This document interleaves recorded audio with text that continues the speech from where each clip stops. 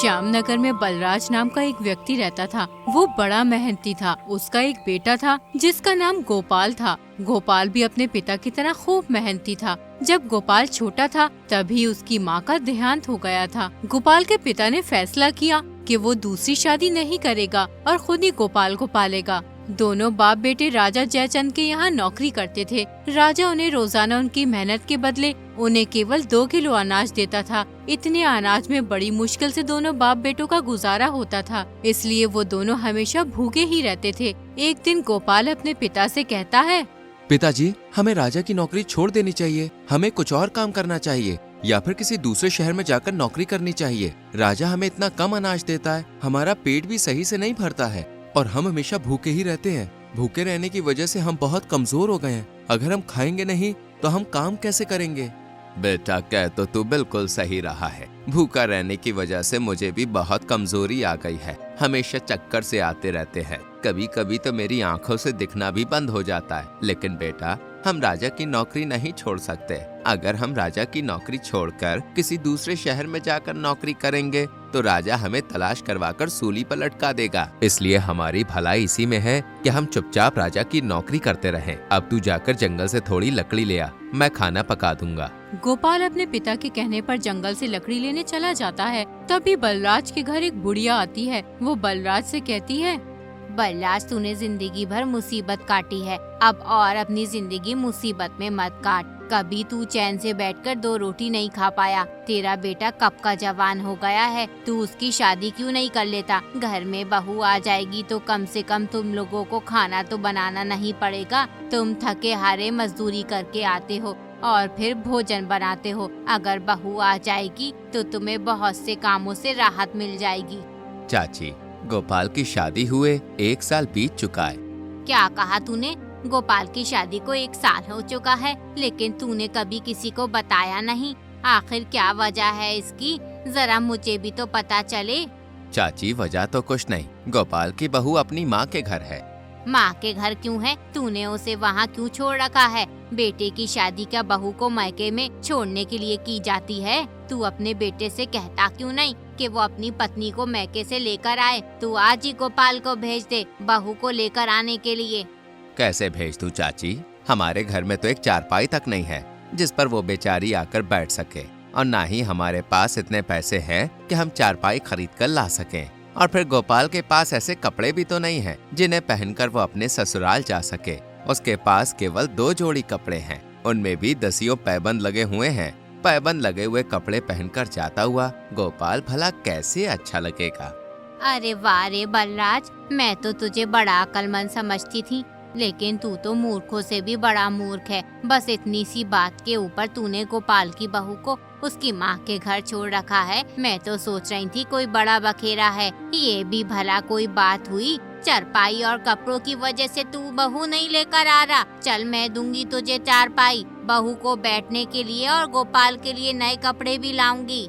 इतना कहकर बुढ़िया अपने घर चली जाती है। उसके बाद बलराज सोचने लगता है, चाची सही कहती हैं, मुझे गोपाल की बहू को बुला लेना चाहिए। अगर बहू आ जाएगी तो घर के कामों से हमें राहत मिल जाएगी। मैं कल ही भेज दूंगा गोपाल को बहू को लेने के लिए। फिर बलराज बुढ़िया के घर आता है और बुढ़िया से गोपाल के लिए कपड़े और चारपाई ले आता है। गोपाल चारपाई देकर अपने पिता से कहता है, पिताजी, आप ये चारपाई कहाँ से लाए हो? बेटा, मुझे ये चारपाई विमला चाची ने दी है और उन्होंने तुझे नए कपड़े भी दिए हैं। लेकिन पिताजी, विमला चाची ने तुम्हें ये चारपाई और नए कपड़े क्यों दिए हैं? बेटा, विमला चाची ने चारपाई तेरी बहू के लिए दी है और ये नए कपड़े तेरे लिए। मैं कहता हूँ कल तू इन कपड़ों को पहनकर अपने ससुराल चला जा और अपनी बहू को ले आ। लेकिन पिताजी, हम अपना पेट ही बड़ी मुश्किल से भर पाते हैं। ऐसे में हम मालती को क्या खिलाएंगे? वो हमारे घर का हाल देखेगी तो क्या सोचेगी? ये सब जानता हूँ मैं बेटा, लेकिन बहू को जिंदगी भर के लिए मायके में भी तो नहीं छोड़ा जा सकता है। कभी न कभी तो उसे लाना ही होगा। इसलिए एक काम कर, तू कल ही जाके उसे ले आ। ठीक है पिताजी, जैसी तुम्हारी मर्जी, मैं कल ही मालती को ले आऊंगा। अगले ही दिन गोपाल बुढ़िया के दिए हुए कपड़े पहनकर मालती को लेने अपने ससुराल चला जाता है। ससुराल में गोपाल की खूब मेहमान नवाजी होती है। गोपाल 1 हफ्ते तक ससुराल में रुकता है उसके बाद वो अपनी पत्नी मालती को लेकर अपने घर चल देता है, लेकिन रास्ते में गोपाल सोचने लगता है। अभी तो हमारे घर में बहुत गंदगी हो रही है, मालती देखेगी तो क्या कहेगी। एक काम करता हूँ, मालती को विमला चाची के घर छोड़ आता हूँ, उसके बाद मैं अपने घर की सफाई कर लूंगा। गोपाल अपनी पत्नी को बुढ़िया के घर छोड़कर अपने घर चला जाता है। जब बलराज ने गोपाल को अकेले आता देखा तो वो गोपाल से बोला, बेटा तू अकेला ही आ रहा है, तेरी पत्नी कहाँ है, तू उसे क्यों नहीं लाया? पिताजी मैं मालती को ले आया हूँ, लेकिन मैं उसे विमला चाची के घर छोड़ आया क्योंकि हमारे घर में बहुत गंदगी हो रही है, सारा सामान यहाँ वहाँ बिखरा हुआ है। मालती ये सब देखेगी तो शायद उसे अच्छा न लगे। जब मैं घर की साफ सफाई कर लूंगा तो मालती को अपने घर ले आऊंगा। बेटा साफ सफाई तो बाद में होती रहेगी, पहले तू महाराज के पास चल, वो तुझे 3 दिन से रोज बुला रहे हैं, मैं उनसे रोज कोई ना कोई बहाना लगा देता हूँ। तुझे अपनी ससुराल में इतने दिन नहीं रुकना चाहिए था, पता नहीं महाराज तेरे से क्या कहेंगे। गोपाल बगैर सफाई किए अपने पिता के साथ राजमहल की ओर चल पड़ता है। उधर बुढ़िया ने मालती की खूब खातिरदारी की और फिर बोली, बेटी तुम बहुत समझदार हो, खुदा हमेशा तुम्हें खुश रखे। आओ अब मैं तुम्हें तुम्हारे घर छोड़ आऊं। बुढ़िया की बात सुनकर मालती को बड़ा आश्चर्य हुआ। वो सोचने लगी क्या ये घर उसका नहीं है, तो उसने हिचकिचाते हुए बुढ़िया से पूछा, माँ जी ये गोपाल का घर नहीं है, तो फिर गोपाल का घर कौन सा है? बेटी गोपाल राजा के यहाँ काम करने गया है, इसलिए तुझे मेरे घर छोड़ गया था। तू अभी नई नवेली बहू है, घर में अकेले कैसे रहती, अब तो वो आने ही वाला होगा। चल उसके आने से पहले मैं तुझे तेरे घर छोड़ आती हूँ।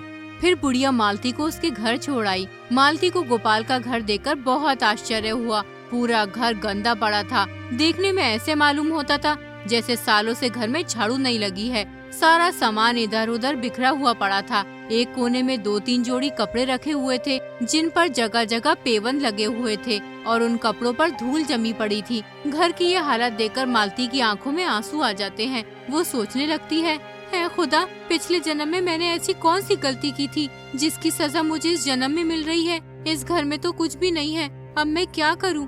मेरी तो कुछ भी समझ नहीं आ रहा।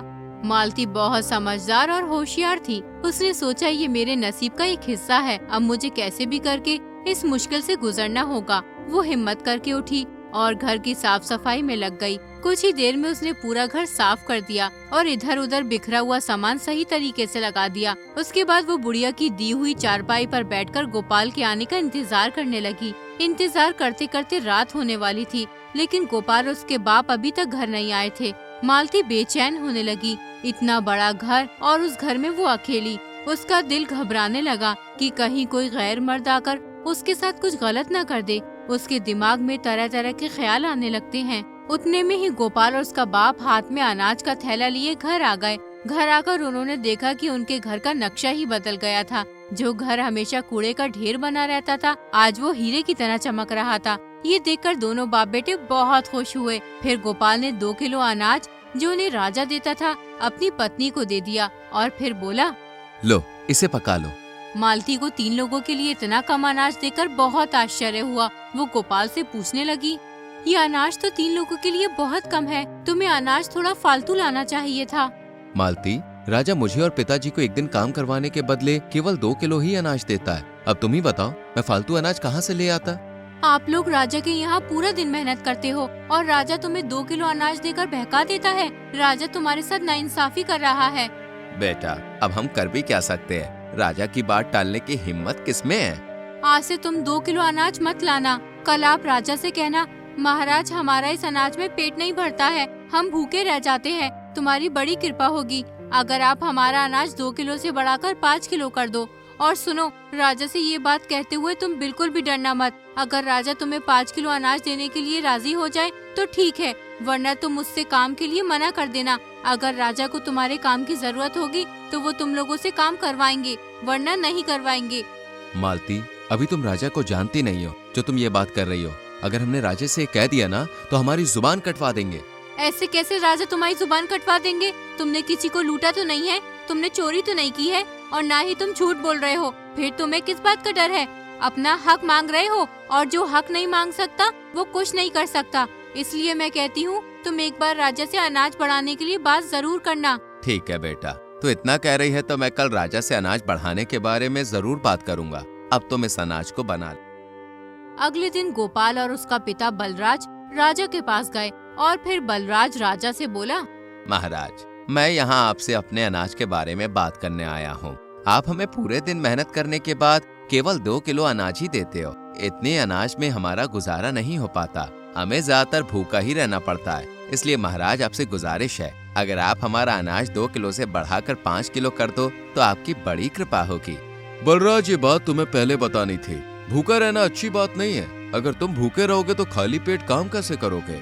मैं आज से ही तुम्हारा अनाज 5 किलो नहीं बल्कि 6 किलो कर देता हूँ। फिर राजा मंत्री से कहता है, मंत्री, आज से बलराज को रोजाना 6 किलो अनाज दिया जाएगा और दूसरे जितने भी मजदूर हैं, सभी का अनाज बढ़ा दिया जाए। राजा का फैसला सुनकर दोनों बाप बेटे 6 किलो अनाज लेकर खुशी खुशी अपने घर चले गए। जब मालती ने गोपाल के सिर पर अनाज का बड़ा थैला देखा तो वो समझ गई कि राजा ने उनकी बात मान ली है। फिर उसने उन दोनों से पूछा, इस थैले को देखकर मालूम होता है कि राजा ने तुम्हें 5 किलो अनाज दे दिया है। उन्होंने तुम्हें कुछ कहा तो नहीं? नहीं बेटी, राजा ने कुछ नहीं कहा। हमने महाराज से अपनी मजदूरी का 5 किलो अनाज मांगा, लेकिन महाराज ने हमें 6 किलो अनाज दे दिया। आज से हमें रोजाना हमारी मेहनत का 6 किलो अनाज मिलेगा। हम महाराज से खामखा डरते हैं, लेकिन महाराज बहुत ही दयालु हैं। उन्होंने हमारे साथ साथ सभी मजदूरों के अनाज में बढ़ोतरी कर दी है।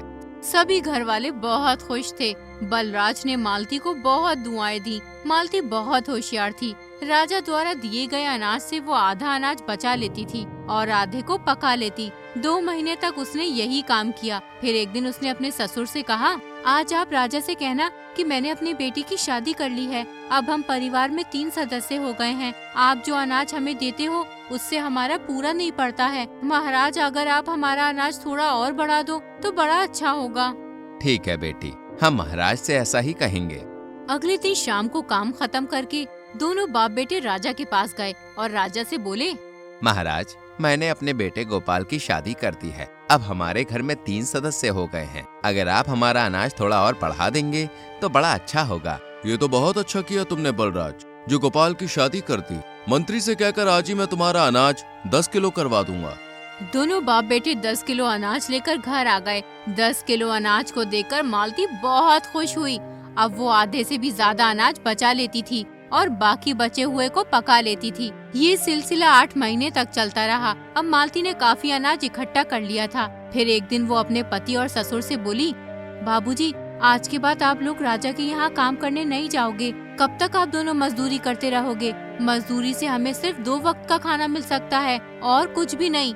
अगर बेटी हम मजदूरी नहीं करेंगे तो फिर क्या करेंगे? इस तरह से तो हम भूखे मर जाएंगे। आप लोग चिंता मत करो। आपको राजा जो अनाज देते हैं, मैंने उसमें से आधे से ज्यादा अनाज बचा लिया है। इस प्रकार मैंने काफी अनाज बचाकर इकट्ठा कर लिया है। अब तुम लोग बाजार में कोई दुकान खोल लो और उसमें अनाज बेचने का काम शुरू कर दो। खुदा ने चाहा तो कुछ ही दिनों में हमारा कारोबार अच्छा चलने लगेगा। ठीक है बेटी, मैं आज ही बाजार में कोई दुकान दिखाता हूँ और फिर कल से हम अनाज बेचना शुरू कर देंगे। बलराज ने बाजार में एक दुकान किराए पर ले ली और अगले ही दिन अनाज बेचना शुरू कर दिया। कुछ ही दिनों में उनकी दुकान काफी अच्छी चलने लगी। दुकान पर ग्राहकों की लाइन लगी रहती थी। ये सब देखकर दोनों बाप बेटे बहुत खुश थे। दोनों जब भी दुकान से घर आते तो कुछ न कुछ सामान घर के लिए जरूर लाते। एक दिन मालती अपने घर के आगे बैठी होती है। तभी उसकी नजर कोने पर पड़े एक सोने के हार पर पड़ती है। सोने का हार देखकर मालती की आंखें आश्चर्य से फटी की फटी रह जाती हैं। मालती जल्दी से हार को उठा लेती है और उसे घर में ऐसी जगह रख देती है जहाँ किसी की नजर न पड़ सके। उसी दिन पूरे नगर में ढिंडोरची ने ऐलान किया, सुनो ऐ लोगो, जरा गौर से सुनो। एक चील रानी का सोने का हार लेकर उड़ गई है। जिस किसी इंसान को वो सोने का हार मिल जाए, वो हार को राजा को लौटा दे। इसके बदले राजा उस शख्स को मुंह मांगा इनाम देंगे। रानी के हार की खबर पूरे नगर में फैल गई। हर किसी की जुबान पर रानी के हार की चर्चा थी। जब ये बात मालती को पता चली तो उसने हार के बारे में किसी से जिक्र नहीं किया। इसलिए राजा को अभी तक रानी का हार नहीं मिला। राजा बहुत परेशान था। वो मंत्री से बोला, मंत्री, हार के बारे में कुछ पता चला या नहीं? नहीं महाराज, अभी तक कुछ पता नहीं चला, लेकिन हार की तलाश जारी है।